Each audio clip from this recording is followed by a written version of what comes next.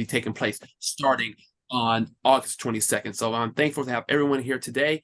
And personally, just want to kind of start with you, Mr. Rozendaal. And if you could talk a little bit, sir, and kind of give us a little bit of background about the CAF Rise Above Squadron. And kind of going back to your history, I mean, you were a pilot since the early 90s, and you could talk a little bit more about that. And also, how this program first started with the P-51C. Were you able to take it under working with some Doug Lenz and take it from that to the creation of the program in 2001 and where it stands today?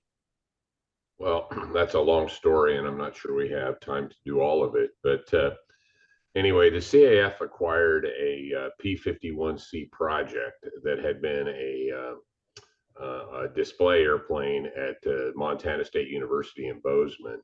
And a guy bought it on an auction for $1, and that aggravated the folks at the university a little bit. So they gave him 24 hours to remove it. So he sawed the wings off and towed it back to Billings behind a pickup truck.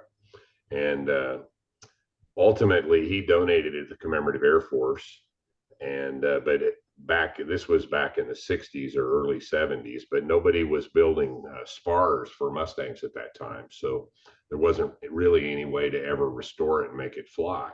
Then the bits and pieces of the airplane was disassembled, went through a hurricane, and they were damaged by salt water. And the project languished for 30 years.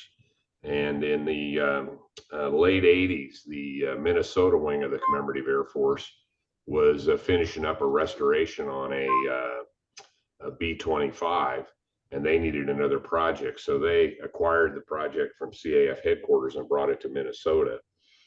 And they were struggling. It was a huge project. And there was a guy in our unit named Don Hines, and he had been a naval aviator, and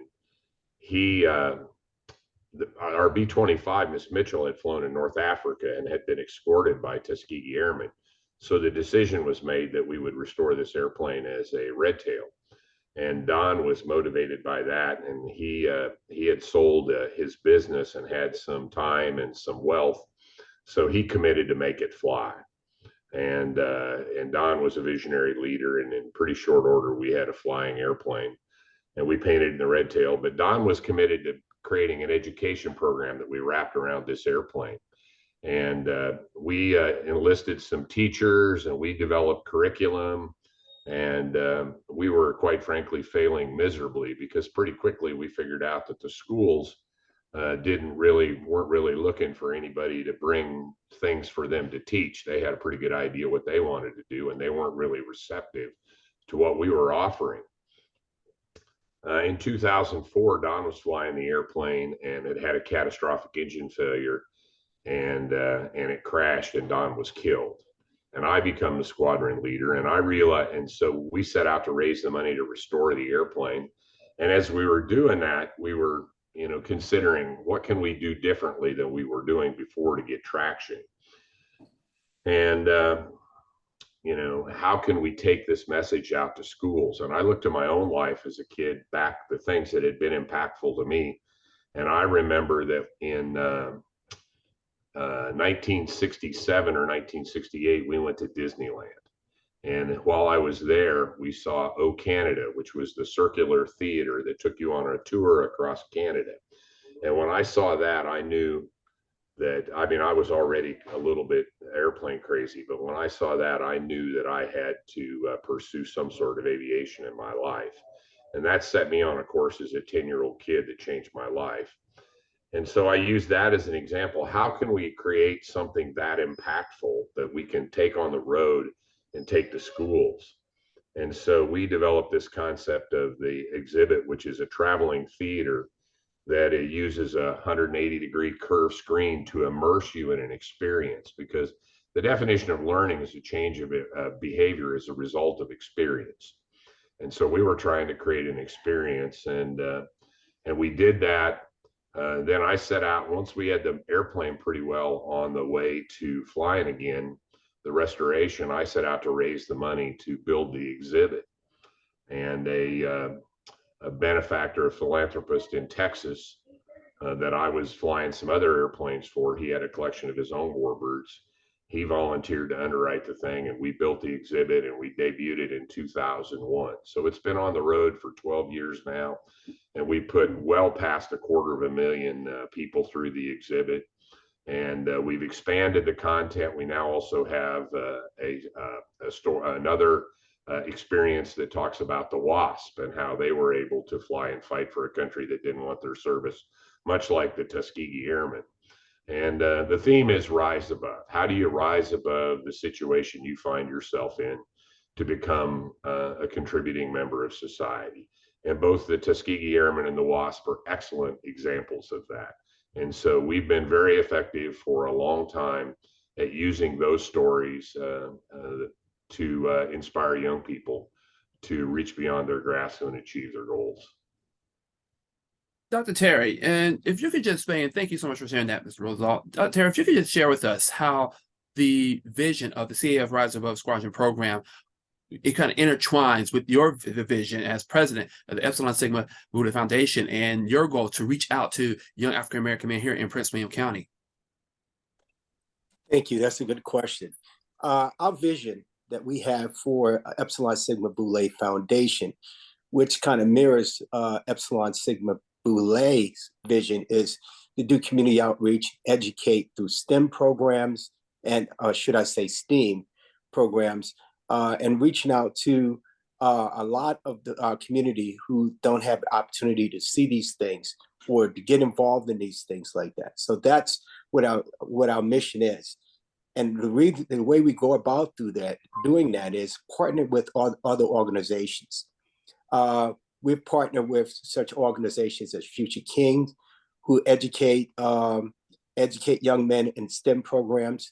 We partner with Generation Redirect, who also who have taken out young students out there to look at colleges and campus so they can understand this. And we've done it with Boys and Girls Clubs. So we've done quite a bit of community outreach, trying to educate these people. So we thought when this was brought to us, goes right along with STEM type programs.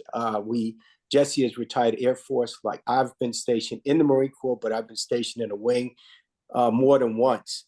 And so we thought that this would fit right within our programs and what our vision, what our vice president's mission, his vision, and my mission of what we're trying to do as far as outreach into the community, specifically Prince William County. And I want to go to Mr. Hall real quick. And sorry, can you talk about like how this was able to come together and be able to place it in an area such as Manassas Regional Airport, and kind of take us through that process? Are we able to get to where we are for upcoming August 22nd? Sure, John. Thank you for the question. We were made aware of this opportunity through Dr. Sam Hill, former provost of Northern Virginia Community College, whom I'm sure you know. And right away, we knew that this was something that we wanted to jump on, and began galvanizing support, both financially as well as an entity that would house this fabulous exhibit. As you may recall, I'm the immediate past chair of the Virginia Aviation Board, so it doesn't take a whole lot to get me pumped about things that are aviation related. Juan Rivera out at the airport has always been a good community partner for a host of organizations across the county, and we in true Sigma Pi Phi fashion, put the muscle and resources behind it, and we'll be delighted to welcome the Rise Above exhibit next week. And I guess to further augment that, Sigma Pi Phi is the nation's oldest African American fraternity for men of professional distinction, and so really our historical lineage, is not that different from that of the Tuskegee Airmen. Professional men looking to prove their worth and mettle in society, if you will. And then I think you overlay that with the current situation we find ourselves in as a country with respect to the aviation workforce. Last I checked, I think 3% of the nation's pilots were African American. I think the number for African American and minority females was even lower. So we really see this as an opportunity to hopefully ignite a spark within kids across the county to become interested in aviation, so that we can continue to fortify that aviation workforce pipeline, if you will. And we're just overly excited to be a catalyst in this effort. Absolutely, Mr. Citizen. I want to go to you if I could, and if you could, sir, as Mr. Hall was talking about, the need for being able to have more aviators and pilots for both men, especially African American men and women, but on a greater level. And you talk about what the importance of this program would be, and especially now as we're seeing the need for more African American history to be displayed, and especially in areas such as Prince William County. So, John, hey, it's a pleasure to see you again, and thank you. So I will share from my initial response is that being retired Air Force, during my active duty time, we struggle, and today the Air Force continue to struggle, and have programs targeting the African American, Latinos, male and female, as well as people of color, to get more representation within the Air Force, and each of the services doing the same. Here within Prince William County, as was mentioned, we continue to do social action outreach to places like Boys and Girls Club, as well as the Generation Redirect and Future Kings, as well as others within the community. So that allows us to meet the message that Mr. Hall shared in the sense that we want to provide educational opportunities, as Mr. Rozendaal shared in the Rise Above. They have an opportunity to go see and touch history, the Mustang aircraft, as well as to go through the immersive theater that's housed in the trailer and gain more insight. So we want to make it a significant emotional experience for all ages and all those who are attending the event, and particularly for those youth as they come in, targeting where we're targeting the Black, Latino, and people of color. But thank you. Thank you, gentlemen. And Mr. Rosa, I want to kind of, if I may, sir, kind of piggyback off what Mr. Citizen had just said a moment ago, as people are going to be able to submerge themselves in the exhibit as they arrive. So can you kind of give us a preview of things, of what people can expect when they go to the airport for the Rise Above exhibit? Well, the exhibit is a theater basically on wheels that we can take around, and we take it to airports, to air shows, to schools, to museums, all sorts of venues where our primary focus is young people, but adults enjoy the experience as well. But we're trying to instill hope and opportunity in young people. And kids that have a target on the wall seem to do a lot better than kids that don't. And that's what we're trying to do. Here's an opportunity. No matter how, if you're a Black kid in Detroit or in DC in 1935 and your dream was to fly the most sophisticated airplane of the time, that was not a reasonable dream. And yet, 1,000 kids went down to Tuskegee, Alabama, and they achieved that goal, and 500 of them plus of them went overseas and fought courageously for our country. And I would argue that they had as much to do with changing the world. The first major organization in America to be integrated was the U.S. Air Force. And I would argue they had as bigger impact than Rosa Parks. And they did it with hard work and focus on a goal. And, and what they were asking for was opportunity. And I think that's an incredible story that really needs to be told right now. It's incredibly applicable. And, me as a farm kid in Iowa, if I told my teacher my dream was to fly most of the significant bombers and fighters of World War II, when I grew up, my teacher would have said, you do good in math and science and you'll be a farmer just like your dad. Well, I had that dream, and again, it went back to this experience that I had as a young kid, and I was able to relate that, and hopefully, well, we know for a fact we've had kids that have come back to us, 10 years now, we've been on the road, and said, that was what did it for me. I saw that and I wanted me some of that. And so we have anecdotal evidence to prove definitively that we've made an impact. That's wonderful. We're really looking forward to seeing that take place as well. And that, Terry, I'd like to kind of bring home for this, if I may, as Mr. Rozendaal just said, we see the impact already on many lives who have come and been a part of the exhibits. And so what can we do going forward? Once the exhibit has come through Manassas Regional Airport and gone on, what can we do to even help supplant and support Epsilon Foundation, Boule Foundation, and others to ensure that we're giving our young Black and Latino students the education they need in order to move into those fields? Well, that's a great question. We're like Johnny Appleseed. We come and throw seeds on the ground, but somebody's got to follow it up with water and sun and fertilizer and to keep the tree growing, and educational opportunities, schools, encouraging schools to teach, math and science and the technical skills necessary to survive in aviation as a career. I mean, the opportunities in aviation right now are tremendous. There's huge growth in that business, and there's a real shortage of pilots and mechanics, and they're good jobs, with great pay, and it's rewarding work, and so it's an exciting time to be, Johnny Appleseed in the aviation business. But you need to encourage your local schools to embrace aviation and technical education, because that's what it takes. We've got to prepare these kids so that when they graduate from high school, they have the skills and the discipline necessary to be, aviation is a business of discipline. There's a lot of things, where it's close enough, but nobody proposes lowering the standards for surgeons or pilots. We want to keep those and mechanics. We want to keep those, and accountability. And those are lessons that our schools need to teach, so our kids are ready to be in the aviation industry. Absolutely, we do appreciate that, Dr. Terry.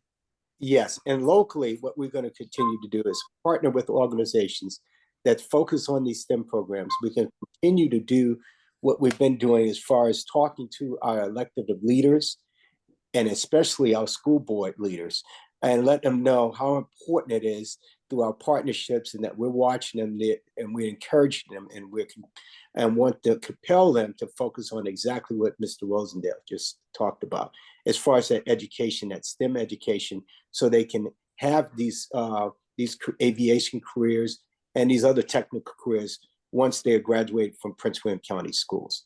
So yeah, it's nice that, like he said, they come and plant the seeds, but the real work, and we recognize that it's Epsilon Boule Foundation, is that this right here, this opportunity is to get their interest.